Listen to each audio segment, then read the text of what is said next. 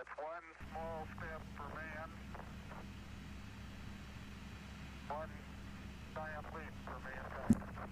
July 20th, 1969. A grainy black and white image flickers across television screens around the world. A man descends a ladder. A boot presses into dusty soil. And then, through the static, It's one small step for man, one giant leap for mankind. but was it? Or was it the most expensive movie ever made? Filmed in a warehouse, directed by Stanley Kubrick, and sold to the public as truth? Welcome to Probably Not True, where we take history's weirdest stories and ruin them with facts.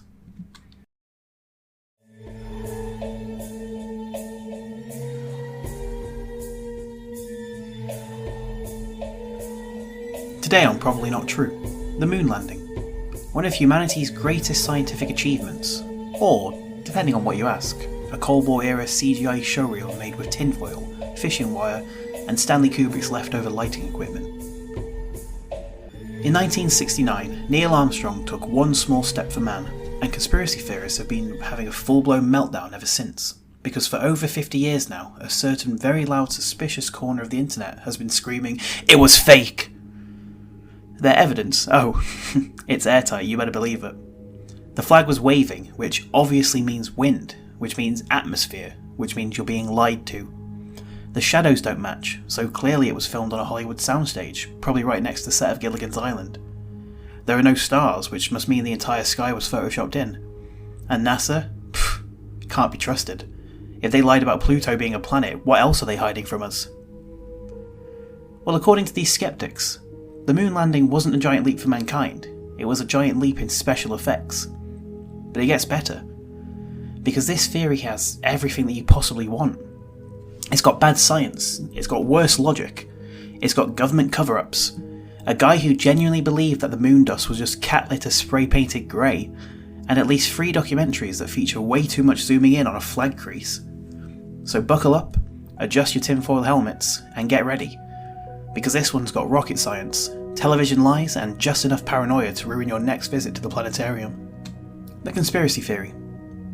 At its core, the moon landing conspiracy theory boils down to this. In 1969, the United States simply could not afford to lose the space race to the Soviets, because nothing says Cold War dominance like being the first to plant a flag somewhere that nobody can breathe or go to. So the theory goes, instead of actually going to the moon, the US government did what any reasonable superpower would do under pressure. Fake it till you make it. So let's stage the whole thing like the world's most expensive school play. How? Simple, allegedly. Film it all in a studio. Some people say Hollywood, others say Area 51. Personally, I like to imagine it was the back room of a Denny's with a fog machine. Use clever lighting and camera tricks to simulate zero gravity and a few off-screen fans to make the flag do a dramatic little shimmy. If you broadcast it live to the entire planet, which apparently was easier than faking a work sick note in the 60s, declare victory, take a bow, and wait 50 years for Reddit to catch up with you. Now what's the evidence for this colossal fraud? Let's look at the conspiracy theory's Mount Rushmore of red flags. The flag appears to wave, which is clearly suspicious because there's no wind on the moon. Therefore, fake. You know, it's not a stiff polar momentum, it's not science, it's just outright fake. Case closed. There are no stars in the footage, because apparently you can't possibly take a photo without capturing all of space in it. Never mind exposure settings or sunlight on the lunar surface. If the stars aren't sparkling like a Disney castle, then it must be a soundstage. Weird shadows. Some photos show shadows falling in different directions, which obviously can't be due to the uneven terrain or the multiple light sources like the sun reflecting off the lunar module. No, it's because they forgot to coordinate the studio lights. What amateurs. The technology just wasn't there, man. This one's a classic. Because the logic goes, I can't figure out how they did it, therefore they didn't do it. Because apparently building a spaceship is less believable than building an international hoax and keeping everybody quiet about it for half a century. And then of course we get to the cherry on top of this myth. Stanley Kubrick, one of the greatest directors of all time. Now according to one popular bonus theory, Kubrick was secretly hired by NASA to direct the whole thing. Because who better to fake humanity's greatest technological achievement than the man behind 2001: A Space Odyssey and Eyes Wide Shut, a film best remembered for masks, cults, and Tom Cruise looking confused in a dressing gown. Some say Kubrick left clues in all his films. Others say he used the same props in his films. All we know is, if he did fake the moon landing, the man deserves multiple Oscars. Now, where did this myth start? Like most things in American conspiracy culture, and by that I mean confident nonsense shouted over barbecue smoke, this one really kicks off in about the 1970s. If there's one thing that decade did well, it was disco, distrust, and deeply questionable sideburns. In 1976, a man named Bill Kaysing published a book with a subtle, measured title, "We Never Went to the Moon, America's $30 billion Swindle." Not, maybe we should ask some questions, or hey, isn't that flag waving quite oddly? No. Straight to the they lied, we're doomed, please buy this paperback copy. Now let's talk credentials. Kaysing was not a rocket scientist. Kaysing was not an engineer. Kaysing did not design spacecraft, build rockets, or even deliver moon rocks. He was, and I can't stress this enough, a technical writer for Rocketdyne. Basically, he's the guy who made sure the manuals didn't say insert tab A into fire. And he left that job years before the Apollo 11 mission. Apparently though, that brief stint was all he needed to blow the whole thing wide open. His arguments included such classics as NASA was too incompetent to go to the moon, which is bold considering that these are the same people who managed to launch, land and return 6 separate crewed missions between 1969 and 1972. But sure, let's trust the guy who quit the company before the Saturn V was even fully operational. The astronauts would have been fried by radiation. Now this one is a fan favourite, and usually it cites the Van Allen radiation belts, which, spoiler alert, the astronauts passed through briefly and were totally fine, all the time. But hey, why let physics ruin a perfectly good conspiracy myth? And the pièce de résistance? The lunar lander looked like it was made of cardboard and curtain rods, which, fair enough. The thing did look like a tinfoil art project from your year 7 student. But the aesthetics doesn't determine the function. You can't judge a parachute by how cool it looks mid-fall. Or at least you shouldn't. It's the kind of logic that would fail a year 9 science project, but it's somehow launched an entire subculture of internet myth-making. The theory simmered in the background for a while, quietly passed around by mistrustful uncles, grumpy barbers, people still bitter about the whole Nixon thing, but it got a serious boost from the political climate. And post-Vietnam America didn't exactly trust the government anymore. Watergate had taught the public that yes, officials do lie to you, and the Cold War had people thinking that everything from sporting events to TV broadcasts were all part of an elaborate international bluff to one-up the Soviets. By the time the internet rolled around, this theory had all the legs it needed. Cold War paranoia, NASA skepticism, a growing online population with dial-up speeds and way too much free time in their mum's basements. And then came the big one. In 2001, Fox aired a now infamous special, Conspiracy Theory, Did We Land on the Moon? It featured dramatic music, close-ups of dusty boots, and enough selective editing to make even Buzz Aldrin doubt Buzz Aldrin. The special reached millions, and the internet, bless its little chaotic heart, did what it always does. It took a bad idea and made it much, much worse. The actual evidence. So, did we land on the moon? Yes. Yes, we did. As much as my fiancé would say I'm lying to you. But let's break down the evidence people used to say that we didn't, and why it falls apart. The waving flag. The flag wasn't waving, it had a horizontal rod to hold it up. The movement of the flag came from the astronauts adjusting it, and in the vacuum of space, it wobbles for longer because there's no air resistance. No stars in the photos. Cameras use short exposures to photograph the brightly lit moon surface, and just like on Earth, if you expose for something very bright, the stars won't show up. Weird shadows. Now the shadows on the moon do look odd, but it's only because the ground on the moon isn't flat.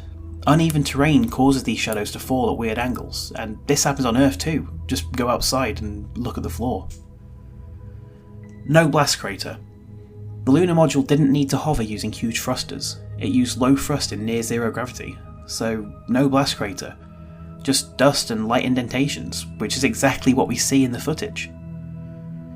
The radiation argument. The astronauts do pass through the Van Allen belts, but they move very quickly, they're minimally exposed, and they're protected by the spacecraft's shielding. You get a higher dose of radiation on a long-haul flight nowadays. Independent verification. The USSR tracked Apollo 11 live. Astronomers watched the mission from Earth. NASA left retroreflectors, mirrors on the moons, which scientists still bounce lasers off of today. If we hadn't been there, we wouldn't be able to do this. Moon rocks. 842 pounds of them, studied and confirmed by scientists in multiple countries. Their composition does not match anything found on planet Earth. To fake this, NASA would have had to trick scientists worldwide, forge rocks, build secret studios, train the astronauts to lie, beat Soviet monitoring, and fake 6 separate moon missions over 3 years, all without one credible whistleblower in over 50 years of history. So why do people still believe this myth? Well, conspiracy theories don't often need to be true. They just need to feel true. And they thrive under 3 perfect conditions. A. The truth is complicated. B. The evidence is boring. And C. The people feel powerless. And the moon landing conspiracy, it checks every box. Because, let's be honest, the real story of Apollo 11 is long, messy, and full of technical jargon.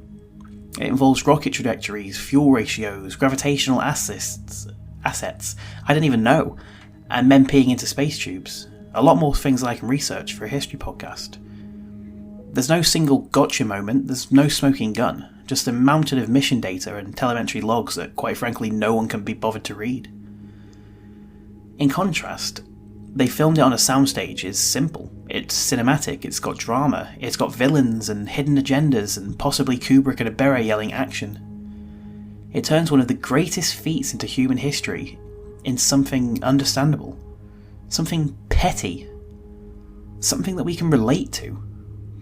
Because if you stage a lie, that's easy to imagine. Launching a spacecraft 250,000 miles away, landing it safely on a rock, that requires maths and trust and awe. And when you're used to cynicism, awe is terrifying to you. And let's be honest, it's also a bit suspicious when the US government actually pulls something off that they were intending to do. This is the same people who gave us Watergate, Vietnam, Trump. Moving on, they somehow nailed a lunar landing on the first try. It's almost too impressive if you think about it. It makes you squint at the footage and go, yeah, but did they actually? But here's the thing that conspiracy theorists often miss. The US government isn't actually good at secrets. This is a country where classified information gets left in fax machines, presidents record their own crimes, and the Pentagon accidentally leaks UFO footage on a given Tuesday. You think they could keep a fake moon landing under wraps for 50 years, with thousands of engineers, thousands of scientists, astronauts, janitors, and not one of them spilled the beans on the whole thing? I mean, come on. If NASA had faked the moon landing, the boom mic would have dipped into the shot. You'd see a guy in jeans sweeping up the lunar dust. Nixon would have left the script on his desk next to a half-eaten sandwich. Or Buzz Aldrin would have broken character and yelled cut after missing his mark. We're excellent at filming things. We are terrible at keeping secrets.